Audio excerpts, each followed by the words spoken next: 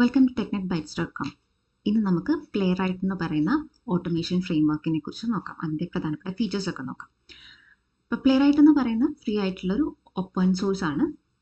Open source test automation framework ആണ്. Web ആപ്ലിക്കേഷൻസിന് വേണ്ടിയിട്ടാണ് use ചെയ്യുന്നത്. ഇത് ഡെവലപ്പ് ചെയ്തത് മൈക്രോസോഫ്റ്റ് ആണ്. പബ്ലിക്കിന് റിലീസ് ചെയ്ത് കൊടുത്തത് ജനുവരി 2020 അപ്പോൾ ഈ പ്ലേറൈറ്റ് നേരത്തെ പറഞ്ഞ പോലെ നമുക്ക് വെബ് ബ്രൗസർ ആപ്ലിക്കേഷൻസ്, അതായത് ഡെസ്ക്ടോപ്പ് ആപ്ലിക്കേഷൻസും മൊബൈൽ ആപ്ലിക്കേഷൻസും അതുപോലെ തന്നെ API ടെസ്റ്റിംഗ് ചെയ്യാനായിട്ടും ഓട്ടോമേറ്റ് ചെയ്യാനായിട്ടും നമുക്ക് യൂസ് ചെയ്യാൻ പറ്റും. ഇത് സപ്പോർട്ട് ചെയ്യുന്ന പ്രോഗ്രാമിംഗ് ലാംഗ്വേജസ് എന്ന് പറയുന്നത് Node.js ഇൻസ്റ്റാൾഡ് ആണെങ്കിൽ നമുക്ക് ജാവാസ്ക്രിപ്റ്റ് അല്ലെങ്കിൽ ടൈപ്പ് സ്ക്രിപ്റ്റിൽ ചെയ്യാൻ പറ്റും, അല്ലെങ്കിൽ ജാവ വേണമെങ്കിൽ ജാവ പറ്റും, പൈത്തൺ പറ്റും, C# പറ്റും. അപ്പോൾ ക്രോസ് ലാംഗ്വേജ് സപ്പോർട്ട് ചെയ്യുന്നതാണ് പ്ലേറൈറ്റ് എന്ന് പറയുന്നത്. അതുപോലെ തന്നെ ക്രോസ് ബ്രൗസർ കേപ്പബിലിറ്റി ഉണ്ട്. അതിനകത്ത് അത് സപ്പോർട്ട് ചെയ്യുന്നത് ക്രോമിയം. ക്രോമിയത്തിനകത്ത് വരുന്നത് ക്രോം, എഡ്ജ്, ഓപ്പറ, ബ്രേവ് ഒക്കെയാണ്. പിന്നെ വെബ് കിറ്റ് എന്ന് പറയുന്നത് നമ്മുടെ iOS-ഉം സഫാരിയൊക്കെയാണ്.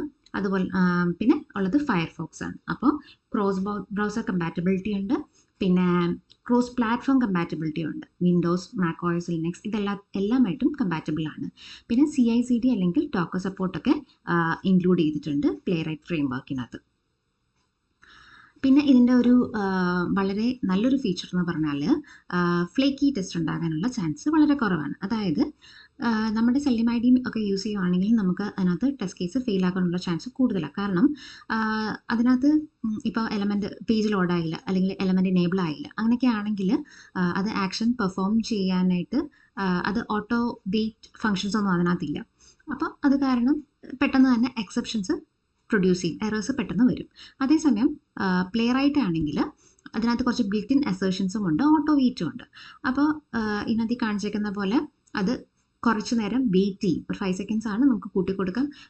എലമെൻറ്റ്സ് ഡോമിൽ അപ്പിയർ ചെയ്യുന്നിടം വരെ, അല്ലെങ്കിൽ എലമെൻറ്റ്സ് വിസിബിൾ ആകുന്നിടം വരെ, എലമെൻറ്റ്സ് ഇനേബിൾ ആകുന്നിടം വരെ, പേജ് ലോഡ് ആകുന്നിടം വരെ, നെറ്റ്വർക്ക് റിക്വസ്റ്റ് കംപ്ലീറ്റ് ആകുന്നിടം വരെയൊക്കെ ഇത് വെയിറ്റ് ചെയ്തിട്ട് ഈ അസേർഷൻസ് ഒക്കെ ബിൽറ്റ് ഇൻ ആയിട്ടുള്ളത് കാരണം ഫ്ലേക്കി ടെസ്റ്റ് ഉണ്ടാകാനുള്ള ചാൻസ് വളരെ കുറവാണ്.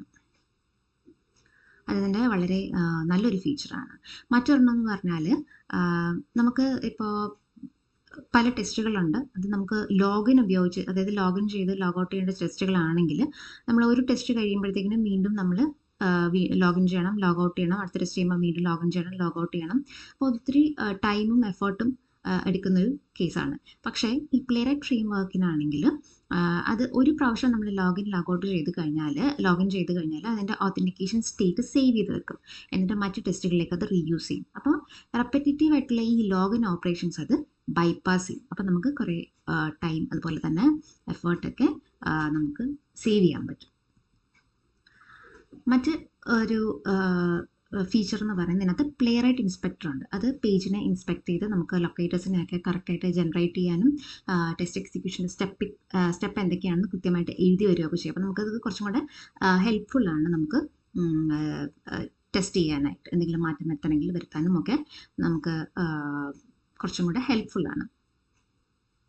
പിന്നെ ഇത് ഹെഡ്ലെസ് മോഡിലും വർക്ക് ചെയ്യും, അതുപോലെ തന്നെ ഹെഡ് മോഡിലും വർക്ക് ചെയ്യും. രണ്ടാണെങ്കിലും ഒരേപോലെ എഫിഷ്യൻ്റ് ആയിട്ട് തന്നെ വർക്ക് ചെയ്യും. ഹെഡ്ലെസ് മോഡ് എന്ന് പറഞ്ഞാൽ നമുക്ക് ഫിസിക്കലി കാണാൻ പറ്റത്തില്ല.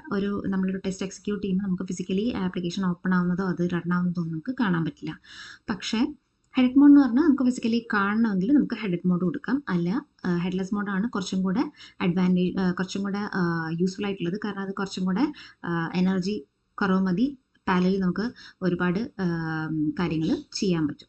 അപ്പോൾ പ്ലേറൈറ്റിൽ ഹെഡ്ലെസ് മോഡും ഹെഡഡ് മോഡും പോസിബിളാണ്. പിന്നെ റെക്കോർഡിംഗ് ഓപ്ഷൻസ് അവൈലബിൾ ആണ്.